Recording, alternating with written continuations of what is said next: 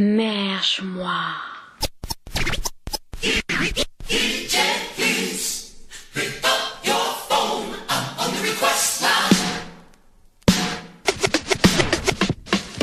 Tu veux être merchandiser ou tu t'intéresses au métier, mais tu ne trouves pas assez d'infos. Tu ne sais pas comment t'y prendre. Welcome on board, baby. Merge-moi est fait pour toi. Chaque podcast t'invite à suivre mes discussions avec des pros ou anciens pros du merchandising. Je vais te montrer toutes les facettes et secrets du merch. Formation, métier, nouvelles tendances et j'en passe. Chaque discussion sera sans montage. On veut du real et du naturel, bordel. Alors, t'es ready?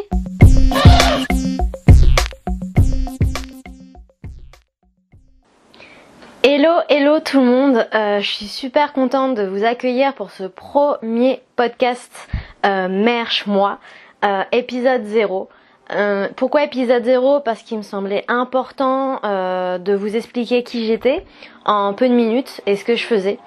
Donc voilà, moi c'est Chloé Janiga, j'ai 28 ans.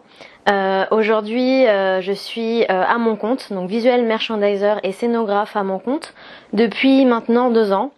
Mais bon, avant ça, j'ai eu un chemin rempli d'embûches. J'ai su très tard ce que je voulais faire. Je l'ai su très tard, à 21 ans. Du coup, avant de trouver cette vocation, je suis passée par, on va dire, des études diverses et variées. J'ai fait une fac LEA qui ne m'a pas plu, j'ai arrêté. Ensuite, j'ai fait un BTS commerce international qui ne m'a pas plu non plus, mais que j'ai quand même continué pour avoir mon diplôme. Et au final, vu que la vie est bien faite, c'est comme ça que j'ai découvert le métier de merchandiser. Et où ma vie a changé, où j'ai eu enfin une vocation. Et donc j'ai tout fait pour l'atteindre. Donc ensuite, j'ai cherché une formation pour être visuel merchandiser, sauf que à ce moment-là, il était compliqué de trouver une école. Et moi, je cherchais une formation en alternance. Il y en avait très peu. Et les seules écoles que je trouvais, c'était des grandes écoles de mode. Moi, ça me convenait pas déjà en termes de prix. Je n'avais pas envie de faire un crédit pour une école. Et puis bon, même les écoles de mode, c'était pas réellement ma mentalité. Mais finalement, je ne trouvais que ça. Donc je me suis dit très bien. Si je dois la payer, je ne prendrai pas un crédit, mais je préfère prendre un job alimentaire, mettre mon rêve de côté quelques années et donc mettre de l'argent de côté. J'ai donc été conseillère de vente au Citadium pendant 4 ans au final. Le temps est passé très vite. Donc j'ai été conseillère de vente, mais ce qui a été superbe pour moi, c'est que j'ai pu connaître les bases du merchandising terrain. Les merchandisers qui étaient là-bas, donc du Citadium, m'ont vraiment aidé, m'ont donné plein de conseils. C'est comme ça que j'ai pu apprendre donc les bases. Et ensuite, un jour, je me suis levée, j'avais 24 ans, 25 ans. Je me suis dit, bon Chloé, reprends-toi en main. Ton rêve, c'est pas de rester au Citadium, c'est d'être merch. Ne l'oublie pas. Parce que si tu le mets de côté, tu ne le feras jamais et tu vivras avec des si. Chose que je ne veux pas vivre, c'est avec des si. Alors, le jour même, j'ai donné ma démission. J'ai cherché un CDD parce que quand on donne sa démission, on n'a plus de droits. Donc ce qui veut dire pas de source d'argent et moi j'avais mon loyer à payer. Donc j'ai trouvé un CDD que j'ai trouvé très rapidement. CDD de 5 mois donc que j'ai fait et ensuite j'ai pu donc toucher le chômage et trouver une formation avec l'esprit tranquille. Sauf que là c'était un autre parcours, une nouvelle aventure. Même si ça faisait 4-5 ans étaient passés, c'était toujours le même problème pour trouver cette formation et surtout trouver les informations.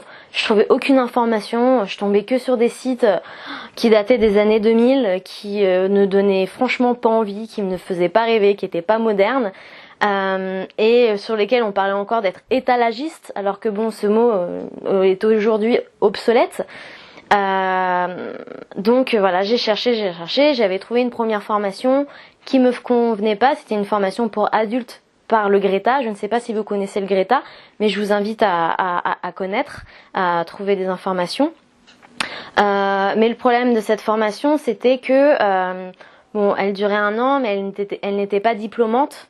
Bon, en soi, ça c'est un choix, hein. En soi, aujourd'hui, avoir un diplôme ne veut pas dire grand-chose. Mais c'est surtout qu'elle n'était pas assez professionnalisante à mon goût parce qu'il n'y avait qu'un stage de 3 semaines. Alors déjà, trouver un stage tout court, c'est compliqué, mais alors de 3 semaines, bon courage. Donc du coup, je n'ai pas voulu faire cette formation. J'ai donc continué à chercher et il y a une école qui me faisait de l'œil, même si tout le monde me disait, et quand je dis tout le monde, c'est tous les merches, me disaient de ne surtout pas faire cette école. C'était donc l'école MJM. Sur le canal Saint-Martin. Mais il est vrai qu'à ce moment-là, il proposait une formation en alternance avec H&M. Donc quand on aime la fast fashion et que on aime la mode et qu'on a 24-25 ans, c'est vrai que H&M, ça fait rêver.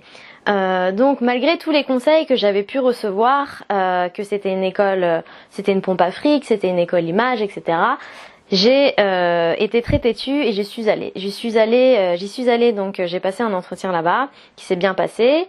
Mais au final, la deuxième galère, je n'avais jamais de nouvelles de ma candidature. J'avais beau appeler, je n'avais pas de réponse. À chaque fois, on me disait qu'ils avaient pris du retard, qu'il fallait pas que je m'inquiète. Mais bon, quand plusieurs semaines passent, oui, je commence à m'inquiéter. Jusqu'au jour où, au final, le recrutement avait été fait sans que on me le dise, et pour me dire qu'au final, je ne suis pas prise. Ok, super, donc je ne suis pas prise. On est en mois de juin. Moi, la grosse erreur que j'ai faite, là, je suis totalement responsable, c'est que je n'avais pas trouvé de backup, j'avais pas trouvé de plan B. Donc là, l'horreur. Mon rêve s'éloigne de moi, mon cœur se brise, je pleure toutes les larmes de mon corps. Mais je me rappelle qu'on m'avait conseillé une école qui s'appelait La Fabrique, qui pour le coup était vraiment très bien, très bon cours, très bon prof, très belle formation. Ok. Je vais timidement sur le site en priant de toutes mes forces qu'il y ait encore une session d'inscription quelque part. Et là, boum, bingo, il restait une session d'inscription, c'était la dernière, pour une formation en alternance avec la halle aux chaussures. Donc c'est vrai, sur le coup, je me suis dit, voilà, la chaussure, ça me fait pas trop rêver. Je mets ma cocotte, je me suis dit, ma cocotte, tu n'as pas le luxe de faire ton choix et de choisir. Donc c'est soit tu fais ça, soit tu ne fais rien. Ok, donc du coup, je me suis inscrite. L'entretien s'est super bien passé, j'ai été prise. Et en plus, j'ai été prise pour le siège de la halle aux chaussures. Donc j'étais en tant que merchandiser amont.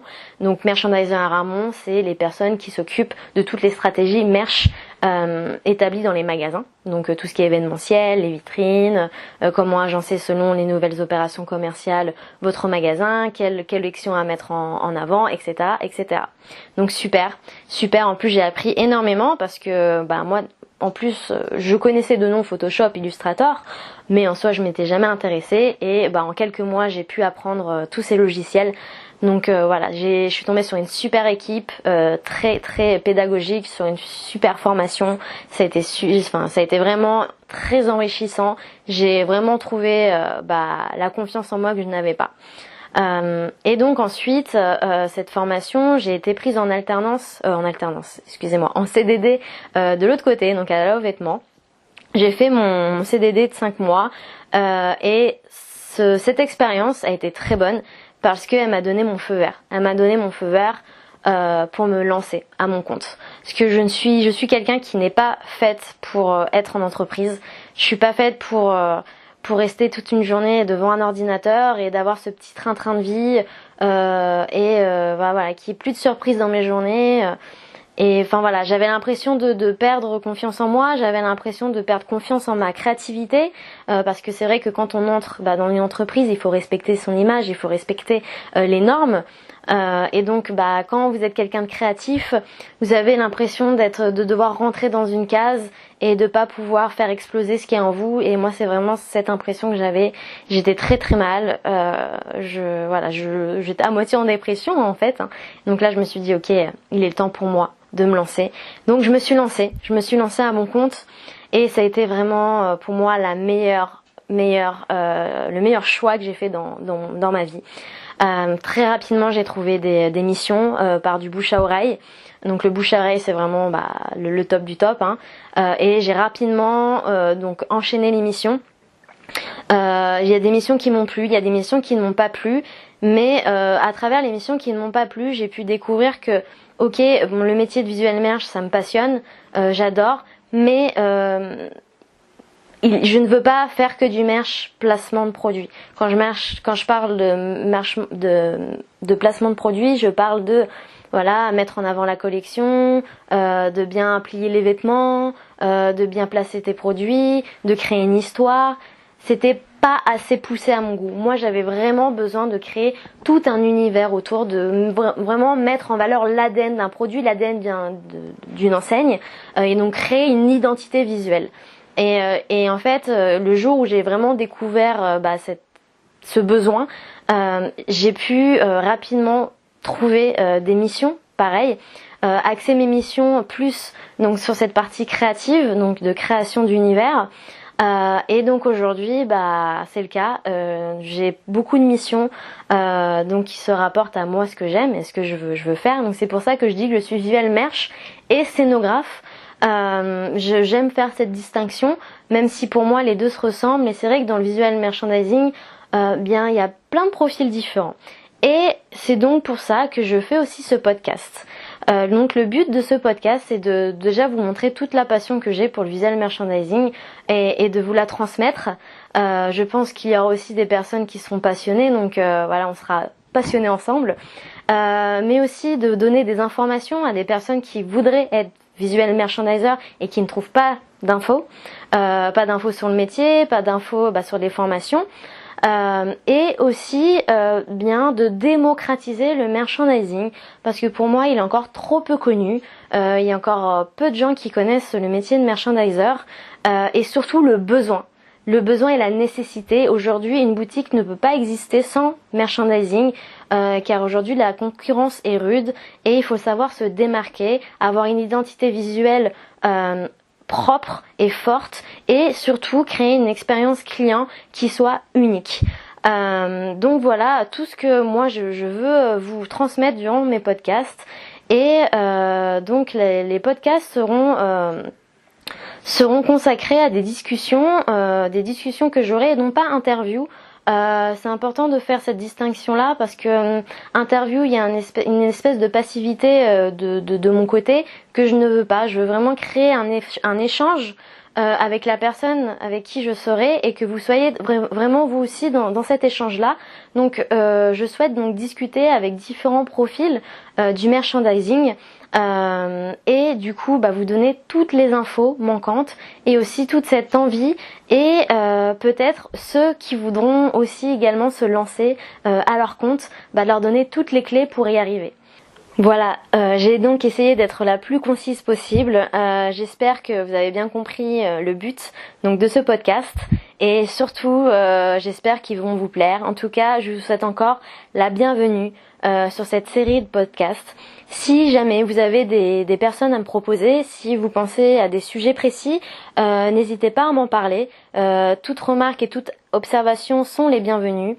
Voilà. En tout cas, je vous souhaite une très bonne journée et on se dit à très bientôt sur Merch-moi.